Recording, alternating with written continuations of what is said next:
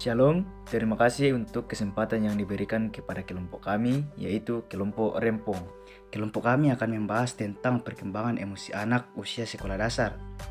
Pemateri pertama kita pada saat ini yaitu Saudara Esra Bonggalayuk, pemateri kedua Saudara Geraldi Agustab, pemateri ketiga Saudari Asriani, pemateri keempat Saudari Yeni Salu, dan pemateri kelima Saudari Agustina Putri.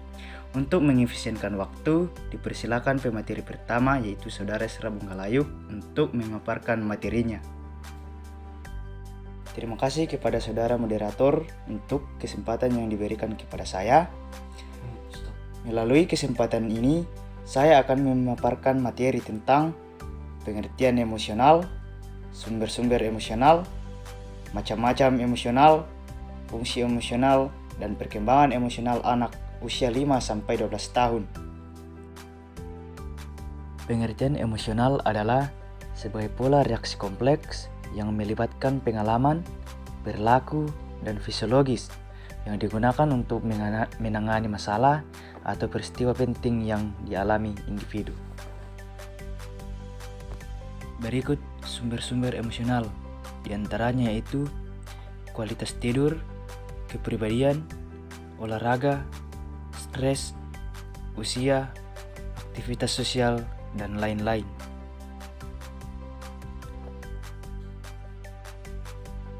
Kemudian macam-macam emosional, yaitu amarah, kesedihan, rasa takut, terkejut, cemas,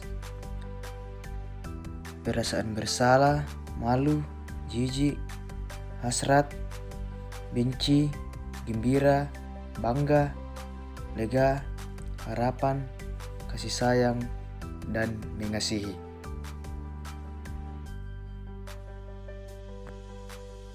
Berikut fungsi emosional. Fungsi emosional adalah membantu kita dalam memberi makna dalam setiap peristiwa yang dialami. Kenangan masa kecil, masa-masa SMA yang menyenangkan, atau liburan bersama keluarga membuat kamu menghargai setiap waktu dalam hidupmu. Berikut perkembangan emosional anak usia 5-12 tahun. Pada usia 5-6 tahun, anak mulai mempelajari kaidah dan aturan yang berlaku. Anak usia 7-8 tahun mulai merasa malu dan bangga. Anak usia 9-10 tahun mulai mengatur emosional. Pada usia 11-12 tahun, penilaian baik buruk atau aturan-aturan dapat diubah tergantung dari keadaan atau situasi munculnya perilaku tersebut. Berikut yaitu karakteristik emosi pada anak. Yang pertama yaitu berlangsung singkat dan berakhir tiba-tiba. Yang kedua terlihat lebih hebat dan kuat. Yang ketiga bersifat sementara atau dangkal. Yang berikut lebih sering terjadi. Dan yang terakhir dapat diketahui dengan jelas dari tingkah lakunya. Jadi di sini saya akan menjelaskan jenis-jenis emosi. Yang pertama, duka cita. Contohnya, jika anak kehilangan mainan dan kemauannya tidak diikuti, anak akan merasa sedih, iri hati, menginginkan sesuatu yang dimiliki orang seperti mainan. Anak akan merasa iri hati jika melihat mainan pada temannya lebih bagus daripada yang dia punya, dan mainan temannya lebih baru daripada mainannya. Yang ketiga, marah. Anak bisa marah karena keinginan anak tidak dituruti. Contohnya jika anak ingin bermain tetapi orang tua tidak mengajaknya bermain, dan ketika anak ingin membeli mainan tetapi orang tua tidak membelikan mainan tersebut, maka anak akan merasa marah karena keinginannya tidak tercapai. Selanjutnya, gembira. Anak akan gembira jika mendapatkan hal-hal yang diinginkan. Anak akan gembira jika kemauannya dituruti, dan anak akan merasa gembira jika dia ingin melakukan sesuatu dan orang tuanya menuruti apa yang anak itu inginkan. Selanjutnya, cemburu. Anak bisa cemburu jika melihat orang tuanya memberikan perhatian kepada orang lain. Contohnya, jika orang tua menunjukkan kalau dia lebih sayang kepada saudaranya yang lain atau kepada teman si anak. Selanjutnya, khawatir.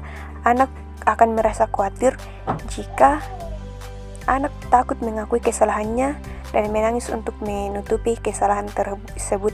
Anak merasa khawatir untuk dimarahi dan khawatir akan dihukum. Selanjutnya, takut. Anak-anak biasa takut menghadapi sesuatu. Contohnya, mereka takut terjatuh, takut dimarahi oleh orang tuanya. Jika anak jatuh, maka mereka takut akan dimarahi dan melakukan suatu kesalahan. Contohnya bermain kotor. Si anak akan takut dimarahi oleh orang tuanya jika pulang dalam keadaan kotor. Selanjutnya, sebal.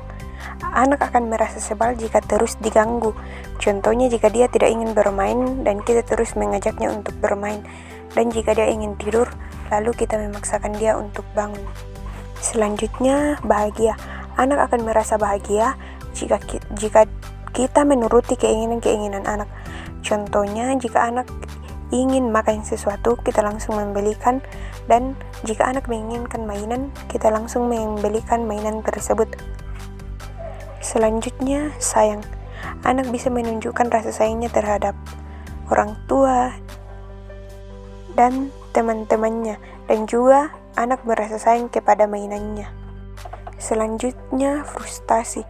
Mungkin anak akan merasa frustasi jika kehilangan sesuatu yang dia sayangi, yang contohnya mainan. Jika anak kehilangan mainan, maka dia akan merasa khawatir dan takut. Pengaruhi perkembangan emosi pada anak. Yang pertama, perkembangan intelektual, menjelaskan bagaimana anak-anak belajar, berpikir, berinteraksi, dan merespon secara emosional terhadap orang-orang di sekitar mereka. Cara mereka berteman, memahami emosi, temperamen, dan mengembangkan keterampilan mereka sendiri. Yang kedua, keadaan anak. Keadaan termasuk hal yang akan mempengaruhi kemampuan emosi anak. Anak yang memiliki kekurangan diri seperti cacat tubuh akan berdampak kepada perkembangan emosional anak, seperti mudah tersinggung, rendah diri, bahkan ada yang menarik diri dari lingkungannya. Yang ketiga, faktor belajar. Proses pembelajaran yang diterima oleh anak akan berdampak kepada potensi emosional yang dikeluarkan. Ada beberapa bentuk pembelajaran yang dapat mengembangkan emosi anak, yaitu belajar dengan coba-coba, belajar dengan meniru, belajar dengan cara mempersamakan diri dengan orang lain, belajar melalui pengondisian, dan belajar melalui pengawasan. Yang keempat, konflik dalam proses perkembangan. Setiap fase perkembangan yang dilalui oleh anak akan mengalami konflik, dan biasanya anak akan selalu sukses dalam menyelesaikan konflik tersebut.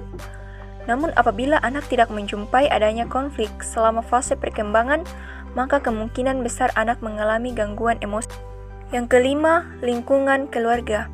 Keluarga merupakan lingkungan pertama dan utama dalam proses pendidikan anak, bersikap dan berperilaku. Pengembangan emosi anak yang besar berada pada lingkungan keluarga. Apabila keluarga mampu memberi emosi yang positif selama mendidik anak, maka pengembangan emosi anak akan berjalan dengan baik. Yang keenam, tingkat aktivitas sosial. Anak yang jarang bersosialisasi cenderung memiliki sifat pendiam, sedangkan anak yang tingkat aktivitas sosialnya tinggi biasanya memiliki karakter supel dan aktif. Tinggi atau rendahnya tingkat aktivitas sosial anak sebenarnya bukan masalah, selama tidak mencapai titik ekstrim seperti terlalu banyak atau terlalu sedikit bersosialisasi. Masalah-masalah yang muncul dalam perkembangan emosi anak. Yang pertama itu, permasalahan dalam perkembangan fisik motorik. Pola perubahan yang cenderung berbeda pada setiap anak menyebabkan pertumbuhan fisik anak-anak tampak berbeda satu sama lain. Pertumbuhan fisik yang dialami anak akan mempengaruhi proses perkembangan motorik. Motoriknya, perkembangan motorik berarti perkembangan pengendalian jasmania melalui kegiatan pusat syaraf, urat syaraf, dan otot-otot yang terkondisi. Yang kedua, permasalahan dalam perkembangan kognitif. Kemampuan kognitif anak harus dikembangkan secara optimal karena menyangkut kemampuan memecahkan masalah-masalah dalam kehidupan sehari-hari anak. Yang ketiga, permasalahan dalam perkembangan bahasa. Kemampuan perkembangan bahasa merupakan aspek penting yang perlu dikuasai anak, tetapi tidak semua anak mampu menguasai keterampilan ini.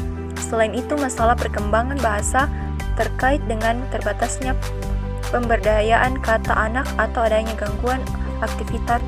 Yang keempat, permasalahan dalam perkembangan sosial. Beberapa permasalahan sosial yang sering dialami anak dalam ingin menang sendiri dan tidak bisa menguasai diri dengan lingkungan baru. Yang kelima, permasalahan dalam perkembangan emosi. Ekspresi emosi pada anak berubah dengan cepat.